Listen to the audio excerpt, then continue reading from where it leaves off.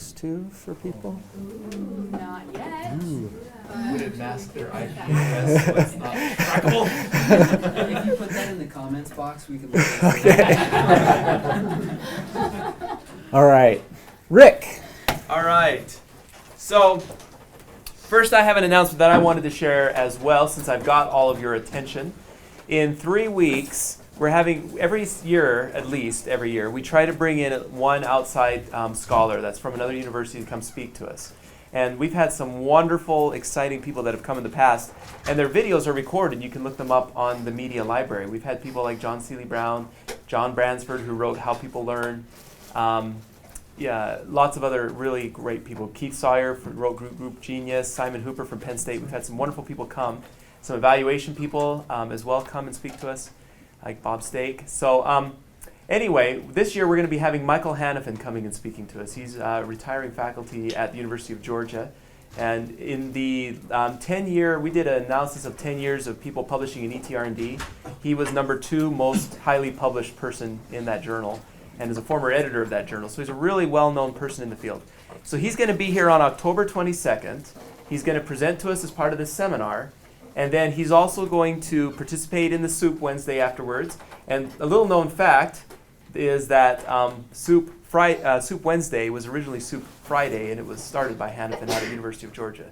And a few of us UGA grads brought it with us over here. So we're going to invite him to Soup, and then afterwards, he's going to be meeting in Dr. Yanchar's class that meets at 1:30 about. And it's a writing class, the academic writing class, and he's going to be talking about how to get published, how to get your research going, and questions basically of an editor. If you want to ask an editor of a journal, which he was until just this last year, you can just ask questions to him about how to get published in top journals in the field. So it's going to be a great kind of informal Q&A opportunity. And that is not open just to Dr. Yanchar students, but to anyone.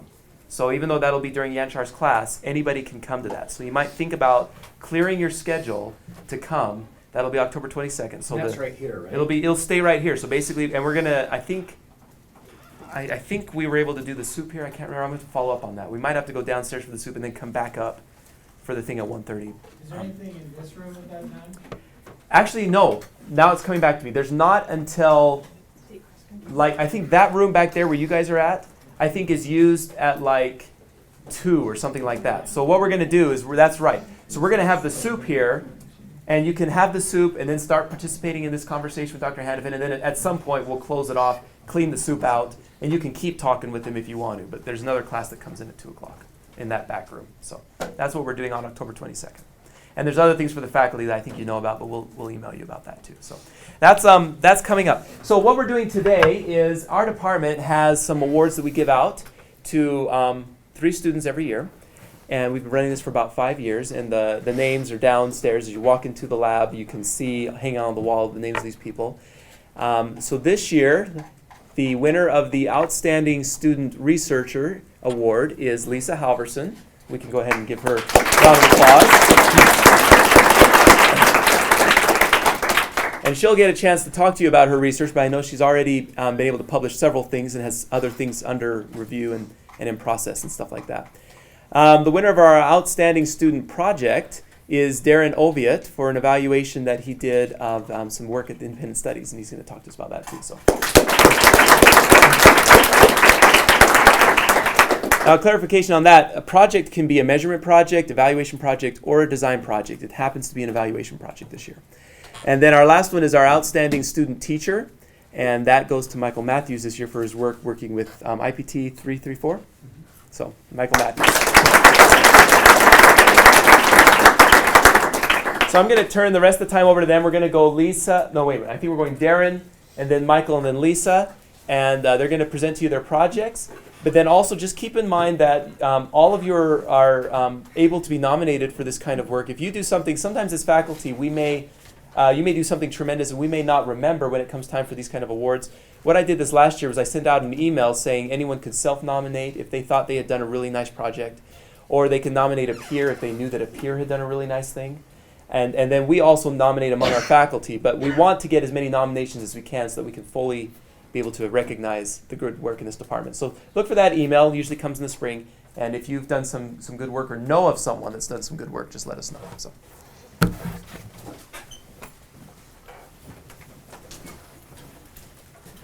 I have to say it's an honor to have a project that I've worked on selected to be recognized this way. My name's Daron Oviatt. I'm a doctoral student. I also serve as the Associate Dean in Continuing Education here on campus. Back in the report that I'm giving today is on an evaluation project that I did of what we call our BYU Semester Online courses, which is a pilot that's being run here at the university. The issue that brought about this pilot is there a way that BYU could admit more of the growing cohort of LDS students that turn college eligible age each year? Each year BYU turns away more and more. The constraint, of course, is that we have an enrollment cap at the university, and that enrollment cap is meant to keep financial cost to the church at a certain level. So there was a proposal that was brought forward to find a way to increase the efficiency, which of course is to do the same with less, or to be able to do more with the same. And this particular pilot was looking at online courses as a way to maybe improve the efficiency which the university teaches, that we might be able to admit more students to matriculate at BYU. Of course, any good evaluation requires you to understand your stakeholders and what their concerns are. This is a list of the stakeholders that were identified related to this request for more efficient teaching and the ability to have more students access BYU for their education. Some that we focus on directly in this evaluation are the students, the faculty and department chairs, the administration at BYU, and of course continuing education and the Department of Independent Study. Independent Study's been around almost 100 years. They have started out as correspondence courses going back and forth. They were an early adopter. We were an early adopter of online courses. We currently have a catalog of more than 200 university credit courses that are supported by the academic departments and taught by faculty here at BYU. Our traditional format has been asynchronous, pretty much a lot of separation between instructors and students. It's been self-paced. They've had a year to complete the course with extensions possible, as well as the opportunity, well, I should call it an opportunity. Students had to pay additional tuition if they were BYU admitted students in order to take one of these courses. In 2010, Independent Study started experimenting with something that we now call our teacher-led courses. We did that with our secondary school curriculum, where we introduced what we call checkpoints, which required students to meet with an instructor or a TA at a certain point in the course to review their progress and their learning, and then a gate would be open for them to proceed through the rest of the course. We also started experimenting with capping the length that the course was available and maybe doing a little more synchronous work. So the academic vice president requested the setup of pilot courses and leveraged the already existing courses that Independent Study had available online. So we went through the process of identifying a handful of courses, working with the colleges and departments and individual faculty who would be willing to help with this pilot. We then had to adapt the existing traditional Independent Study courses to the new interactive format and introduce a semester deadline on the course.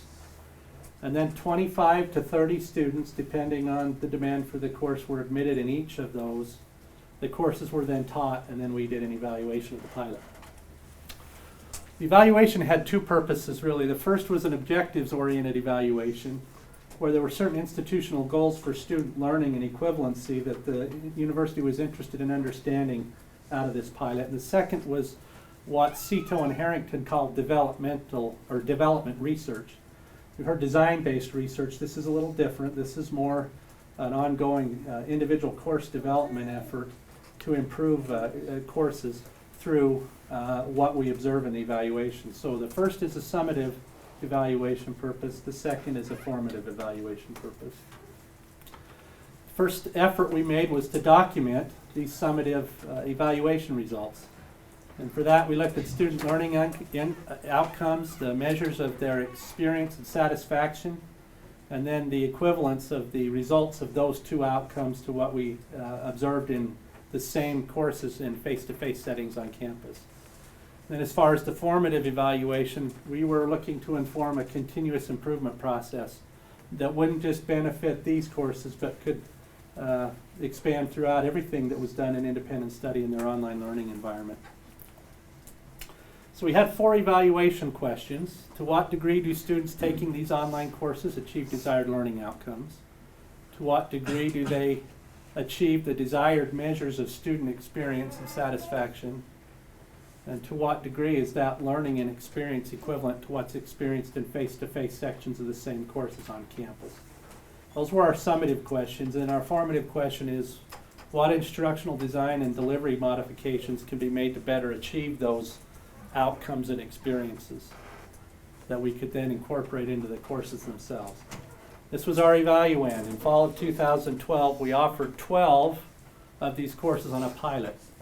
The unique things about this was students no longer were required to pay additional tuition to access these courses. They were included as part of their regular tuition. We capped it at 25. Most ran with 30 because the courses selected, if you look at the list up there, there's a lot of wait lists for these particular courses. So we had these 12 courses. You can see there the list of the instructor and their faculty rank, mostly taught by adjuncts. One of the features that we designed into these courses was each one had a very attentive and dedicated teaching assistant, a TA who many of these faculty used for the majority of the interactions that were built into the course. To look at the evaluand, there were actually 10 different assessment activities that we ran. Surveys using the traditional BYU instruments, which were trusted by the academic leadership on campus, with some modifications to include things we needed to determine specific to these online versions of the courses. We then did some intensive data analysis looking at academic records for final course grades, performance on critical assessments, achievement on the documented learning outcomes, and then looked at student course ratings. And then we held focus groups and conducted interviews, mostly with the faculty and the teaching assistants, although there were some interactions with students. These are the specific learning and assessment activities that were part of the evaluation.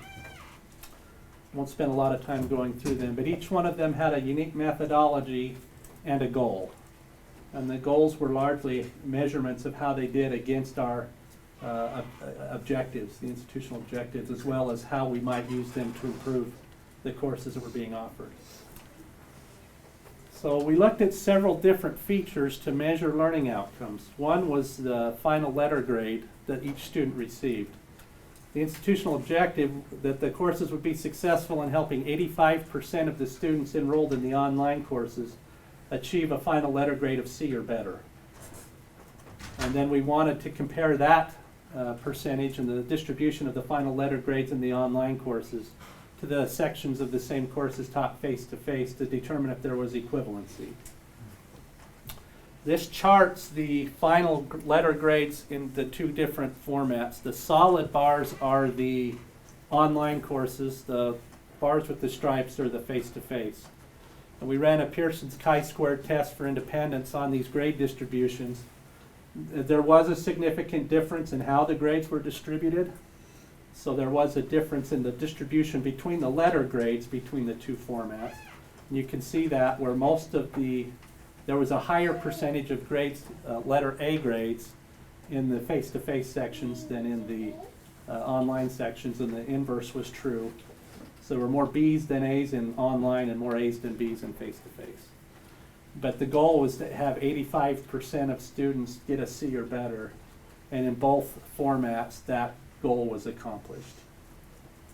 We considered them meeting the objective and roughly equivalent in terms of performance. A lot of supposition as to why the online courses achieved lower grades. Most of what we could identify and what we had available was the different standards in the metrics, the gradings, the rubrics for grading. They weren't the same in both formats. The second evaluation of learning outcomes achieved was the mastery of what was specified within each of the courses as desired learning outcomes the students would master. For the online courses, the institutional objective was that 70%, the students would master at least 70% of the specific learning outcomes on an overall basis for each course.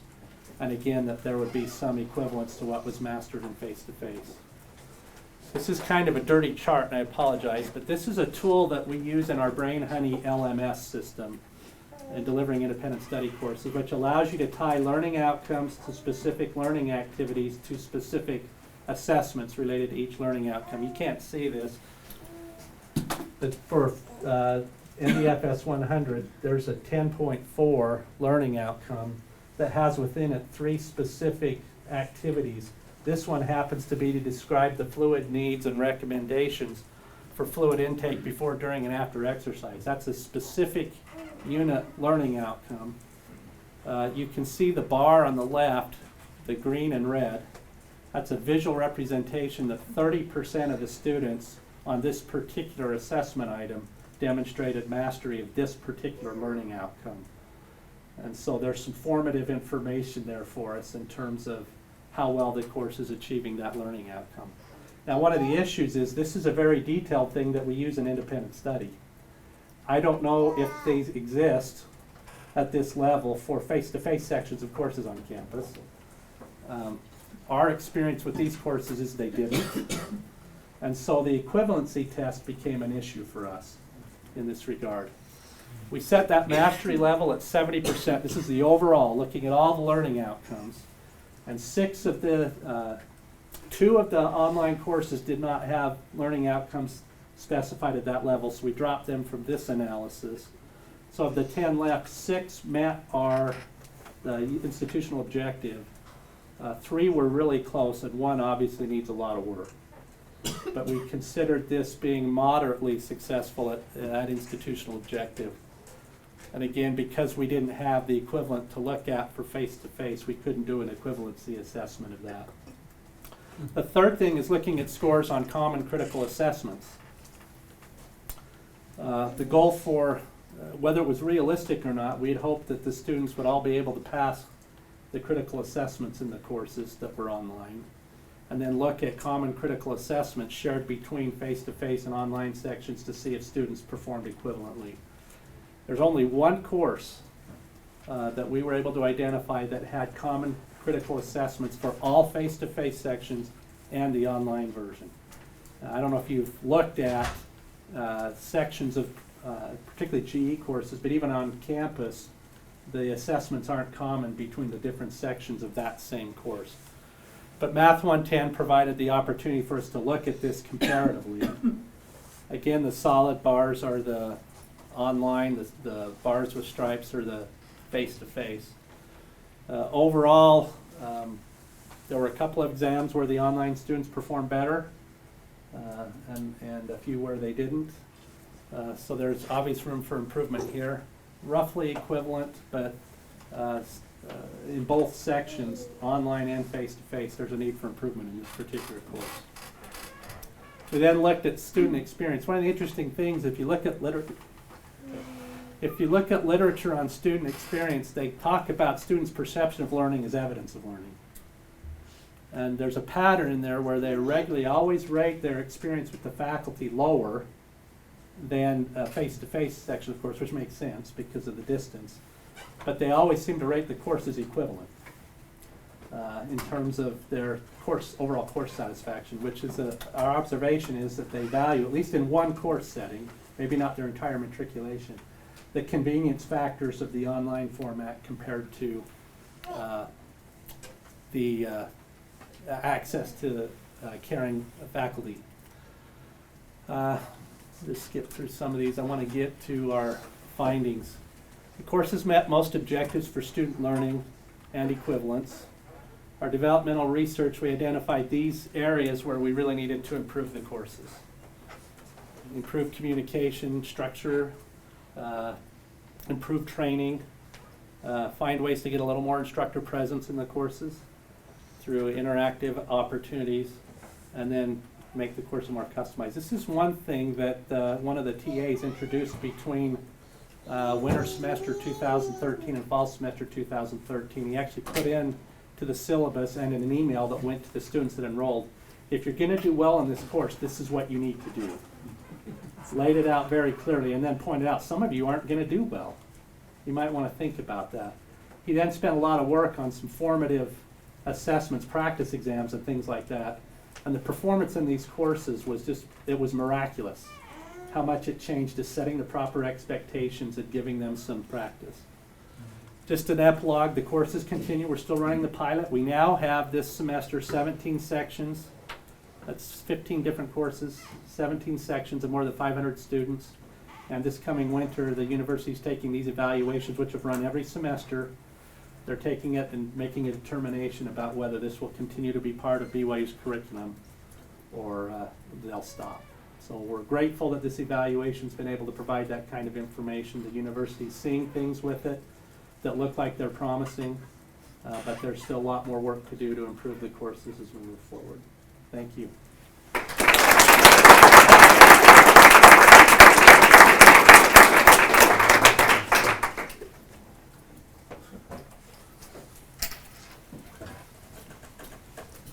I'm next, right? Yep. Okay. Let's just go walk up here. All right, let me get plugged in. Thank you very much, everyone, for attending today. I know you're not all here for me, but it makes me feel special to have you all here.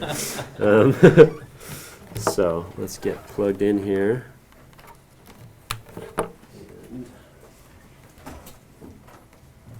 And I've got a timer on my phone here if you want. About 14 minutes, if that's all right. 14 minutes. Gives us a minute to just switch people out in between. For sure. Okay.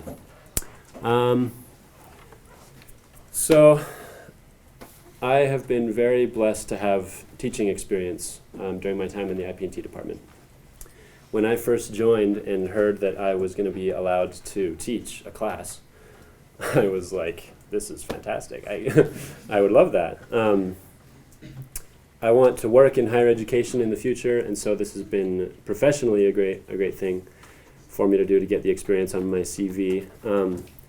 But there have been some important personal benefits that I've found as I've taught that I'll talk a little bit about too, as well as just what I've done apparently that warrants this award. So the course that I teach is supervised by Dr. Graham. It's IP&T 334. It's for early childhood ed and elementary ed majors, teaching them how to responsibly integrate worthwhile technology into their teaching. It's a blended course, so we do online activities and face-to-face activities. And there are several online assignments as a result. And also, we use Canvas in our course, and so sometimes the students are a little unfamiliar with how to navigate Canvas. There are assignments that require them to create a website and turn in things on the website, and those can present some challenges when they turn in their assignment and need to get feedback on what needs to be improved on the assignment itself or the mechanics of submitting an assignment. So I'm going to show you an example of a feedback video that I sent to a student this very semester.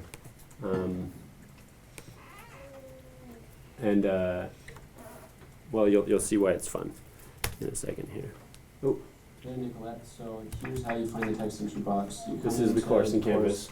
Click on the EdTech philosophy statement. You've already turned in something, so it'll say turned in, submission details, da da da da. You click resubmit assignment, and then here again beneath all the assignment instructions, you've got your submission options here. You click text entry.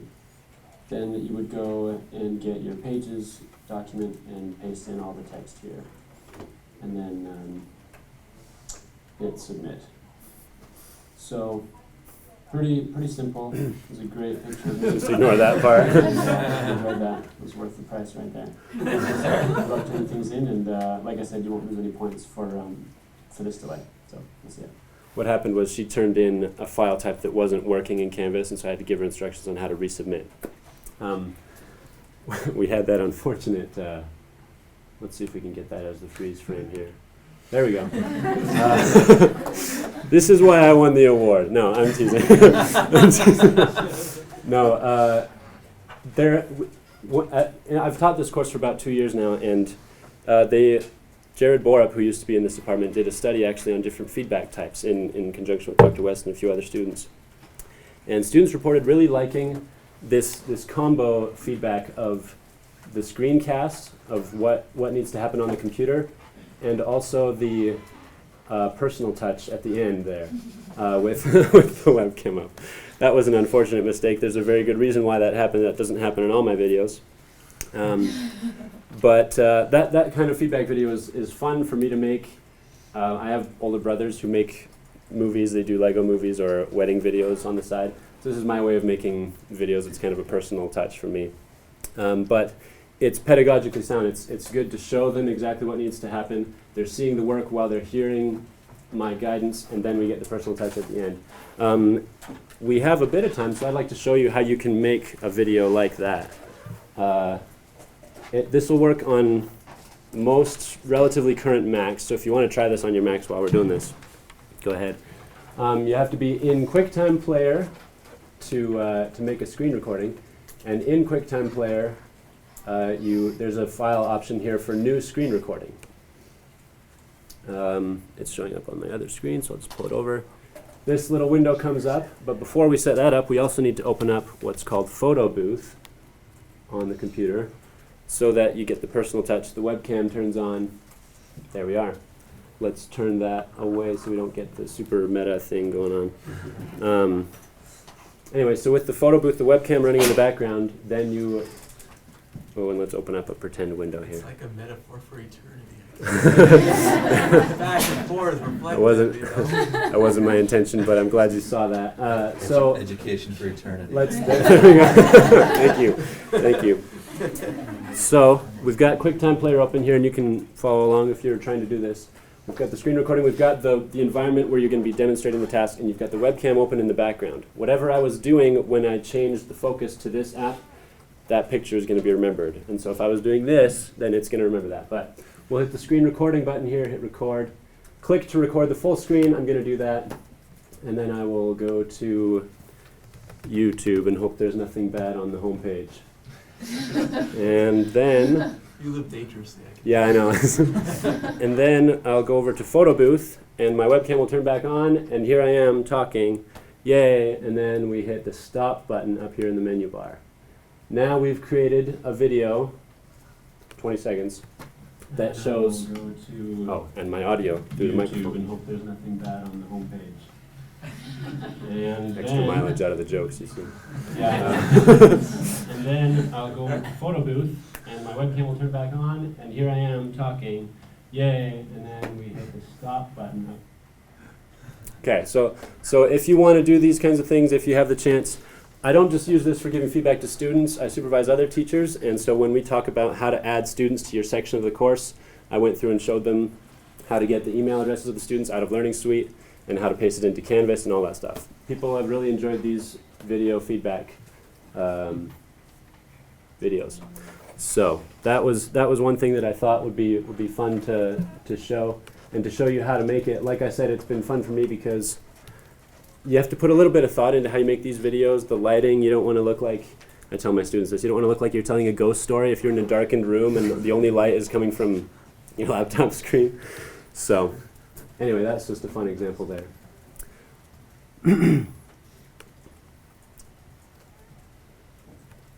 The other side of feedback, though, is getting feedback from students, and it just so happens that I've done a lot with student feedback. So I mentioned Jared Borup, who did a study on feedback. He was supervising me when I first began teaching in this program, and I was a little concerned. I'm kind of a people person. I was a little concerned about teaching to a class full of undergrads and the complaints they might have, and Jared said, well, you know, student complaints or student comments can raise the questions for you, but good pedagogy should supply the answer.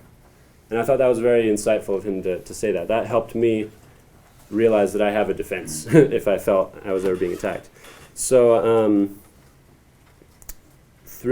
don't know how it even started. Where's Curtis? Is Curtis Henry up here? He's not. That's fine. Curtis Henry, also a student in our department, got together with an IP&T alumnus named Mike Atkinson, who started a company called DropThought. Maybe you've heard of it. DropThought was begun as a service for restaurants and hotels and other service providing institutions like that to get feedback from their customers on what their experience was like. During their stay at the hotel, they'd open up DropThought and leave feedback on whether or not they had a good experience. And Mike Atkinson, being an IP&T alumnus, said, let's try this in education too. Again, Dr. Graham was all on board with this, so we tried out using DropThought to get targeted feedback from students about specific aspects of the course and their experience completing online activities, completing in-class face-to-face activities. So I'm going to show you what it looks like in our course in Canvas when we do this drop thought thing to get feedback from our students. Here's our course in Canvas. Hope you can all see very well in the back. So let's pretend we're in week 3 here, where we talk about evaluating educational technologies for their actual merit. At the end of our in-class activities, they have their homework, which is done online in this case.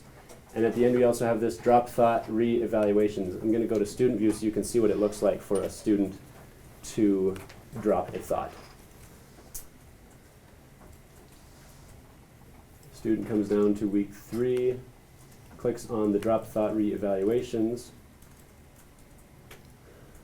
And because drop thought is cool, they made an LTI that works with Canvas. They also have one that works with Moodle and Blackboard. They also have a mobile app too. This is what they see, the feedback widget. They can type in their text feedback in here. We encourage them to be constructive and charitable. And then they rate their overall experience with one of these happy faces, medium, not that great, and very angry, sad faces. And then they click submit feedback. This feedback is very valuable because we don't just have to go with end of semester feedback in the course ratings. We can have specific to the activity, specific to the assignment. It's very helpful. I will now show you the dashboard that I get to see as an instructor when I want to look at my student feedback. I'm showing you last semester's feedback. I was teaching 3 sections of the course, so you can sort by section and see what the Monday students thought back in February. I think I have a really friendly. I'll just look at all the excellent comments. You guys won't mind that if I'm a little biased. No, actually. So tool time is when they come into class for hands-on practice with tools, iPads and Promethean board and things. Really fun to have a small class. Enjoyed learning my technology. Love the Promethean board. Love this particular assignment. And we got all this data because Curtis wanted to do a research project. But I went through and just wanted to categorize these comments so that I could know what kind of improvements to make in the class. So here we're in the Tuesday section.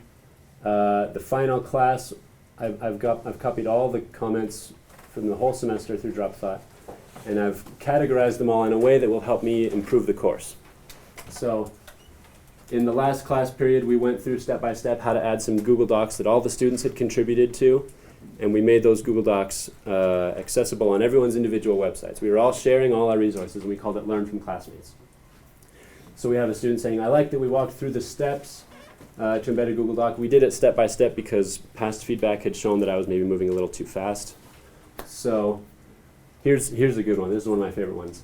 I'm going to be honest, I didn't want to get out of bed for this class today. It took a lot of willpower to get up and come, ... But I'm really glad I did. I really enjoyed the Learning from Classmates assignment in class. So grateful to have all that information. Extremely helpful. Learned a lot about what I can add to Google site. So it's been really fun to give feedback and receive feedback from students, part of that conversation. The very last thing that I'll show you, if you're interested, this is not a pitch or anything. I haven't been paid by DropThought to do this. But if you teach or if you would like to teach and you're interested in signing up for DropThought, dropthought.com for education, sign up. And then the form shows up. You type in your information. You type in if you're going to be using Canvas, or if you just want to do the mobile app, you can have your students download this onto their phones so they can be giving the feedback all along the way. It's been very handy for me, handy for the students because I can adjust the design of the course to respond to their needs and preferences. And I guess that makes me a good teacher. Thank you very much.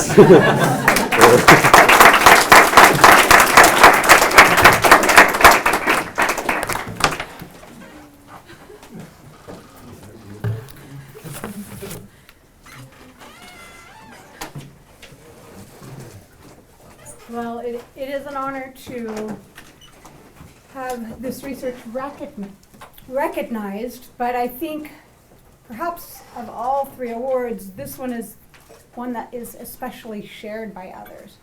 Dr. Graham mentored both of the articles that are covered in this research project. Christian spring, did hours of coding, and then tried to get me back. She's trying to get me back. She's asked me to help her code something this weekend. First, Christian, I honestly thought it was an April Fool's joke. But it's not. So we'll get to do some coding together again. Jeff Drysdale, who's now a graduate, helped with these projects, and Curtis Henry was part of the second article. So I want to just tell you a little bit why we did this research project.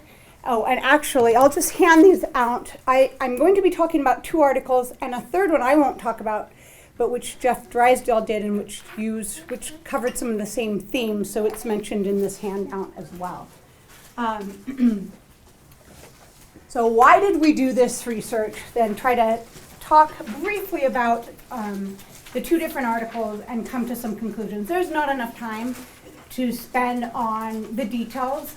If you are interested, you've got the references now on that piece of paper. The field of blended learning is a new field, and it's a rapidly expanding field. And in addition to that rapid expansion, there's just a diversity of fields that are blended. Anything really can be blended. And so with that diversity and that expansion, it's really, we felt that we needed to understand better where the center of the field was. What is being done, what kind of research is being done, what kind of research is being cited by other scholars in the field. And so the first article, we tried to look at what were the most impactful publications in the field of blended learning. Then a qualitative analysis that looked at, a content analysis that looked at what was actually being discussed there. And then the article I'm not going to talk about, Jeff's article, which I was only a 4th author on, he looked at theses and dissertations on blended learning. Where's the field going? So in the first article, we wanted to find out what are the most impactful books and chapters and articles. And then once you figure out those, which scholars are getting cited by other research in the field? What journals are publishing the most impactful research? In the second article, the content analysis, what research questions are being asked in the most impactful research in blended learning? What methodologies are being used? Are there some theoretical frameworks that are getting drawn upon or used in the field? So the first article looked at what were the most frequently cited articles, edited book chapters, books, and then we also just did things that were not necessarily academic, white papers. What authors are being frequently cited, what journals, what contexts already. So how are you going to define impact? If I'm asking what are the most impactful articles in the field, you do have a variety of ways of looking at that. On the journal level, we have the impact factor, but that does not help when you are trying to find out what particular publications are impactful in a field or in a domain. And Dr. West and Peter Rich have also written a really compelling article about the fact that the impact factor isn't all that useful in our field anyway. There's a new field called altmetrics, looking at, well, you know, who goes to websites and who gets comments and all sorts of things, the way impact can be felt online these days. But that's, it's new, it's fuzzy, and so we decided to use something called publish or perish to look at impact. With that, you can type in your word searches. You can set the types of journals you want to be searched.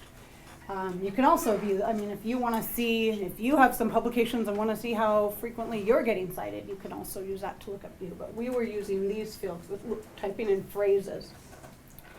And initially we had way too many hits. So we had a big mess to go through.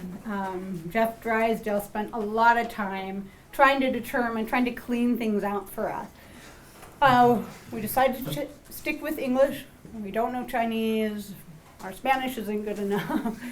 Is it relevant? We're not talking about some of the uses of the term hybrid. And does it actually have to do with what we're interested in, face-to-face and computer-mediated instruction or blended learning? And then we started categorizing and ranking so that we could see, well, these are our articles. These are our, the results don't just automatically tell you this is an article, this is the book chapter, this is a white paper. We had to go through and sort that out. So I won't have time to go through the details. This is why you should look up the article. But we went through and tried to figure out, very lovely right here. We really like these bubbles. They are a way of trying to say, here are the average citations per year, and then actual size was the total number of citations. So a way to show kind of a almost three-dimensional view. The biggest article, the most frequently cited article, is one that's highly theoretical. It's arguing that blended learning is kind of the inevitable step for all of higher education.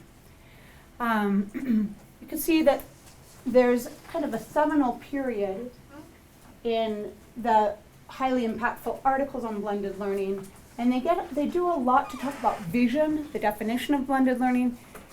They aren't necessarily, they're not heavy on empirical findings yet, though. We decided we also needed to pad for newer articles that wouldn't have as much time to get as many citations, so we worked on a way of saying, well, if they've had more than 5 per year, we'd like to look at them. And that added some additional ones. A couple had already shown up. These two had already made it on their own.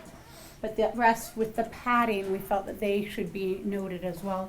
And what we noticed is that with the newer things, there's a lot more research. The field is maturing. There's less time spent on the definition of the field, what is blended learning, but instead getting into the nitty-gritty research. We looked at the chapters. You see that a lot shows up in 2006. This is the year that Dr. Graham's book, The Handbook of Blended Learning, shows up, and so most of these articles or these chapters come from that book, which is pretty seminal in the field. In the interest of time, I'm going to kind of go through, but here you see that there are a couple of books, one of Dr. Graham with his advisor, his former advisor, Dr. Baum, and then another important text called Blended Learning in Higher Education. You can see, if you look at white papers and non-scholarly pieces, that really blended learning hit industry before it hit academia.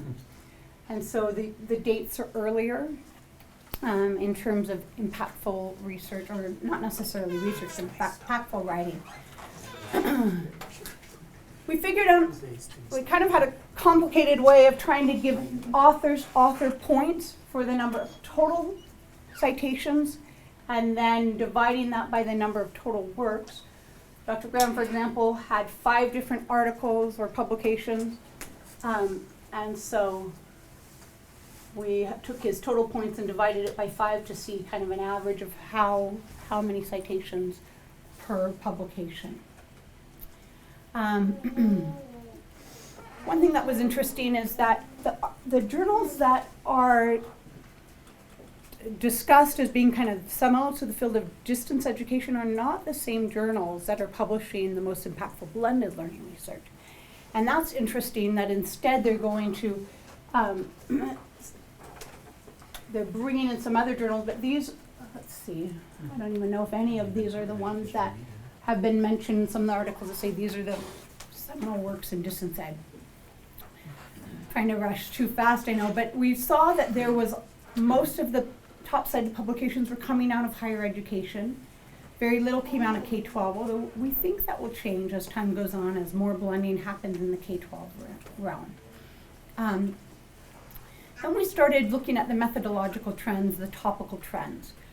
And so here we coded, we didn't try to do the books, we looked at the articles and the book chapters. Christian and I coded these separately and went over our differences, looking at the kind of methodologies that are used, looking at topical trends, and also trying to see if there were any theoretical frameworks that were showing up a lot. Here I'm just going to bring out a couple of things. For the most part, things used a combined methodologies, which is probably good to be drawing on a variety of methodologies. But we were a little disappointed. We called it gold star if they combined a theoretical framework with not just being a paper that talked theory, but also combined that framework with some empirical research. We felt like that was kind of gold star. That's what you want to do. You want to be testing these theories with actual research, and there weren't a lot of those. You can see our 11 gold stars. We used a system that we'd come up with Jeff's paper, had to do a few changes. There were a lot more papers on kind of exploring the field of blended learning, defining it. Which makes a little sense as the field is new, is young. And so we had to tweak the topics just a little bit, but we're able to draw upon what he had. So at this point, it's just all of these different things, and we won't have time to go here. So I think just overall, the takeaways are that we've got a field that is still young, is still trying to define itself. There isn't a lot of overlap in terms of, I mean, the authors, there's not just some key authors coming out over and over again, except I mean, he hates it when I say this, but Dr. Graham has been important in the field. And there have been a couple of others, but other than that, there's just been, our field is still trying to find the theoretical frameworks that work with it. More research needs to be done to explore those frameworks and to test them empirically. And I don't know how much more time I have, but I think we're running out. Just a couple minutes, yeah. Okay. I think I'm going to end here and ask if there are any questions. Maybe about the methodologies we use. There's too many results to go through, so. How are you building on this for your dissertation work? So one thing that we noticed was that, okay, in the first article, when we were just getting our counts, we didn't do a deep content analysis at that point. But we did notice that almost half of the articles talked about engagement. And so we thought, gosh, when we do our deeper content analysis, we're going to pay attention to what they do with engagement. What are they saying about engagement?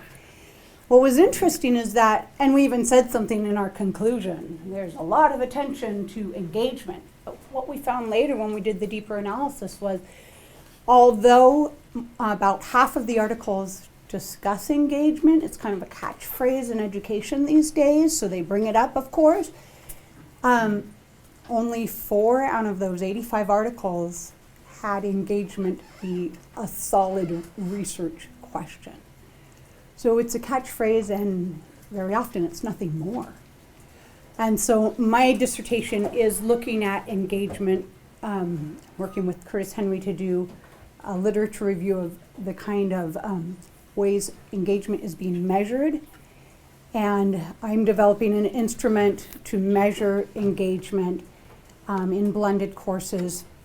Mine is an end of course instrument, in part so that we can do some exploratory and confirmatory factor analyses and try to set a framework, a theoretical framework for how we can talk about engagement in blended settings. And then the research team is looking at all sorts of other ways to measure engagement through learning analytics, through some what's called experience sampling methods, where you're trying to get students to answer things almost more like the drop thought. Drop thought is more of an experience sampling where you get people to respond more in real time to their experience. So it was part of the inspiration, and they're talking about engagement. We know engagement is important in learning, but what is being done with it? Not enough yet. Any other questions? Your prospectus is upcoming, your defense, right? Yeah. Those are open meetings if you Yeah. want to learn more. Yes, it is. All right, well, I think we probably are out of time, but let's give another round of applause to our...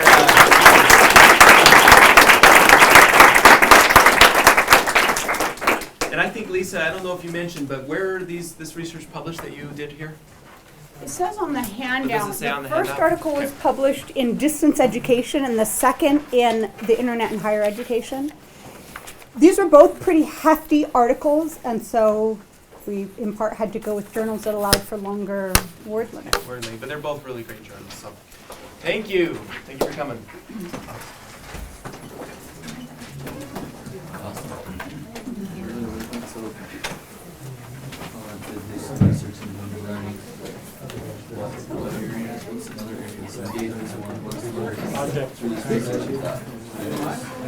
Right field for research, right? Yeah. You know, we talked about an interesting article. Sometimes you can't just see it from this slide.